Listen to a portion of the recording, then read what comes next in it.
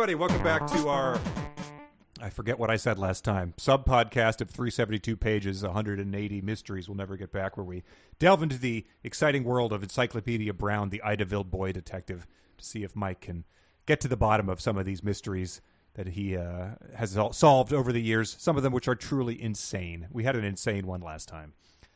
Truly, truly insane. I don't, there's no way. Like, I'm sure there were books flying all over libraries in the 60s. Yeah. Of kids going, what? or going home and trying to test it, like getting their mom's engagement ring and attaching it to an arrow and shooting it into the tree next to them. Like, Encyclopedia Brown killed more kids than lawn darts, I think, over the years. Do they do that at, when the people deface the art or whatever? Like, I hear someone coming. Quick, tie the Mona Lisa to an arrow and shoot it out our window to save it from. That's weird. Anyway, go back and listen to that one. Yes, listen to that one. That was good. That was the case of the Cupid's arrow. And this time we're going to do one from the same book, his fifth book, Encyclopedia Brown Solves Them All. From 1969, which was loaded with sort of crazy tales and even more insane solutions to mysteries. This one is, these books, as we've discovered, are anachronistic. They're written in the 60s, so they sometimes have terms you don't use anymore, or just things that took on different contexts. So this one is The Case of the Frightened Playboy. Kids, huh? It reminds me of once when I was very young, my brothers wouldn't help me with a chore. Okay. And I said, you guys, all you ever want to do is play. You're just a bunch of playboys.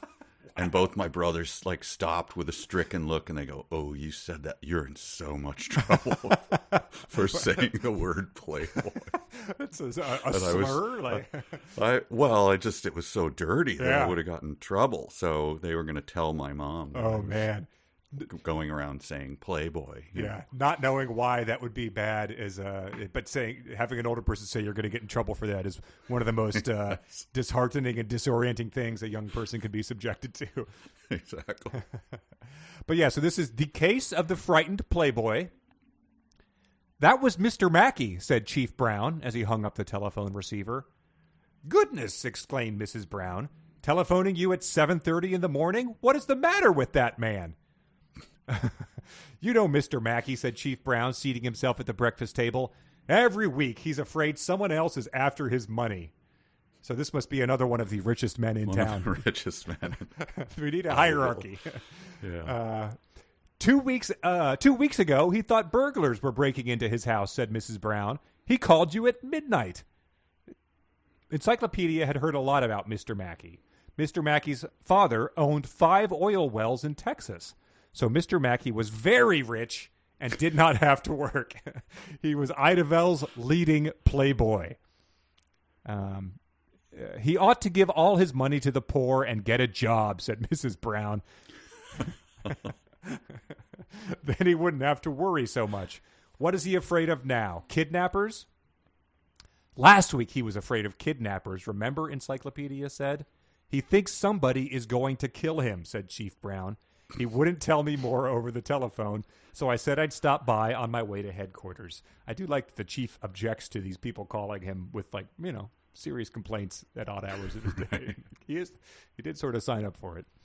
Yeah. Encyclopedia immediately asked to go along. He had never met a millionaire. Is there any danger, dear? Mrs. Brown asked anxiously. No, I'm sure Mr. Mackey is only crying wolf again, answered Chief Brown. I think Leroy should go with me. He ought to see someone like Mr. Mackey, someone who's let his money run his life. So Encyclopedia, after finishing breakfast, went with his father. It was 8 o'clock when they got out of the patrol car at Mr. Mackey's house. A woman was standing by the front door. I've already rung the bell, she announced. She gave Chief Brown's police uniform a nervous look. Is there trouble here? I came in answer to an ad for a maid. I won't work in a house where there is trouble. Before Chief Brown could reply, the door squeaked. It opened no more than a crack. Mr. Mackey peered out. Chief Brown, he said, thank heaven you've come. He swung the door open. He was wearing slippers and pajamas and looked like he hadn't slept a wink in 4 years. Chief Brown introduced Encyclopedia. Mr. Mackey smiled and shook hands. Then he noticed the woman. He's doing one of those things we do in the movie. He surveys the room very slowly.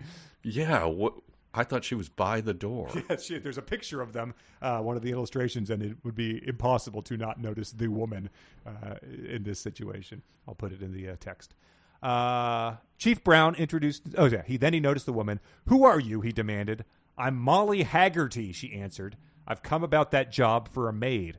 "Oh, yes," said Mr. Mackey. "I forgot for the moment. Well, come in, come in." Inside, Mr. Mackey said, "I'm sorry, Miss Haggerty, that I can't talk with you about the position now. I must speak with Chief Brown, but I'm hungry as a bear. Could I trouble you to fix something to eat?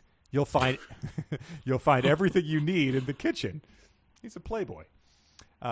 Molly Haggerty asked the way to the kitchen and strode off. Mr. Mackey led Chief Brown and Encyclopedia into the living room. "Yesterday I put an ad in the newspaper for a maid," said Mr. Mackey. "I had to discharge my old one. Caught her snooping. I can't trust anybody." "Do you live here alone?" asked Chief Brown. "Yes, except for a maid, when I have one. I hope this Molly Haggerty works out. She seems bright and eager to please." Encyclopedia wondered about Mr. Mackey. Was he so all-fired scared simply because he had lost a maid? That's not a term I'm familiar with. All fired? No, all-fired scared. Oh, all fired scared. Yeah. It's just 60s anachronism. Yeah. What is it you wanted to see me about? Inquired Chief Brown. "Do you remember the gasoline station holdup last week in Allentown?" asked Mr. Mackey. 3 gunmen held up the station and wounded the owner, recalled Chief Brown. "They go on trial tomorrow." "And I'm going to appear in court against them," said Mr. Mackey. "Why?" "Because I saw what happened," replied Mr. Mackey. "I had stopped for gas and I saw everything. I'm the only eyewitness." Suddenly, Chief Brown looked concerned. "You're afraid the gunman's friends will try to keep you from appearing in court?" "They'll kill me," said Mr. Mackey fearfully. "I needed a police guard day and night. Do you know how I've been living for the past week?" Chief Brown shook his head. "How?" "Like a mole. Sneaking out at night. During the day, I live behind locked doors. I sleep during the morning and afternoon. I was out all last night walking. Where's that maid? I'm starved. I want to eat and go to bed." He had hardly spoken when Molly Haggerty entered the room. She was carrying a tray of food.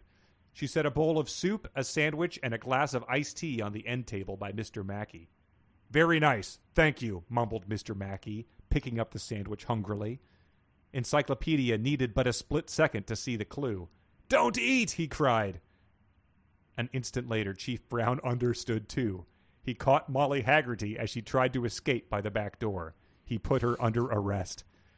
"What's this all about?" cried Mr. Mackey. "Miss Haggerty is a friend of the 3 gunmen who held up the gas station," answered Encyclopedia.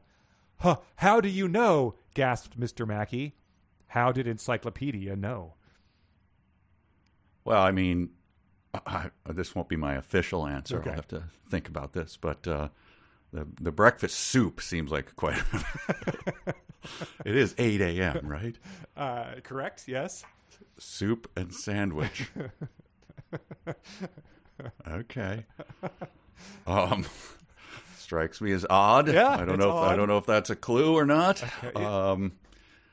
I'll be honest. I didn't pick it up, and I don't want to have to go back and read anything. So I'm just gonna give up. I think just like the last one, you're on the right track. You just have to sort of contort your brain into the. I have to think like a Sobel. Yes, exactly. So I don't know. I don't know. Yeah, I give up. It's again you had the right idea, and like obviously she put something in his food to try to bump him off. But it says, here's what it says: Encyclopedia realized Molly Haggerty. I like that it's always her first and last name as well. Yeah. Molly Haggerty knew too much about Mr. Mackey to be just a maid. She knew he went out at night and slept during the day. Seeing Mr. Mackey in his pajamas and slippers at 8 o'clock in the morning, a maid would have brought him cereal, fruit, and toast. that is breakfast. But Molly Haggerty had brought a light supper. Having trapped herself, she confessed. With other friends of the three gunmen who held up the gasoline station, she had been watching Mr. Mackey for days. She had answered his ad for a maid in order to slip sleeping powder into his food. Mr. Mackey was to be kept hidden till after the trial of the three gunmen. I mean, that's just could be a quirk. Yeah. Like, why did you bring me soup would be my first question, I guess, but it's pretty thin gruel, and that depended on her having observed him. I do not see the connection. I do not see it either, that he, I guess, lived his life slightly upside down, so... But, I mean, he opens the door. I mean, it's 8 o'clock, but he's still in pajamas and slippers, which, like, as a playboy who doesn't work, he could be wearing that all day long. That's a, that famous Hugh Hefner outfit. Yeah. Wow. So. And also, I thought it was odd. So he's the playboy of, the Western world, whatever. Yeah. He's... And they show up, and there's a woman outside his door. I was like, wow, they're Encyclopedia really going for it here. Yeah, not doing the another one's doing the walk of shame on the way out the door, and they sort of like hiss at each other. Yeah, she's putting her, trying to get her shoe on while she's walking. That kind of. Wow. Yeah. Wow, that is profoundly stupid. A light supper was the tip-off. Okay. That means she would have had to have observed his behavior. Okay, if you say so. Sure. I'll take the L on that one. Yeah, send her to prison. There you go. The most circumstantial of evidence from our boy detective. And she confessed. Yeah, she couldn't just get the job and do that as soon as the police was no longer in the house along with her, along with the town's infamous boy detective who solves every crime there is. Oh, well, not the best and brightest in Idaville perpetrating the crimes, especially by book 5. Wow. All right. Well, we've met, eccentric diamond owners who just sit in their house and watch over the Hope Diamond. Mm-hmm. And we've met playboys who also hoard their money from the 6 oil wells they own. He has 5 or 6 oil wells their dad owns, I think. So he's just an inheritance fail son. We've met skilled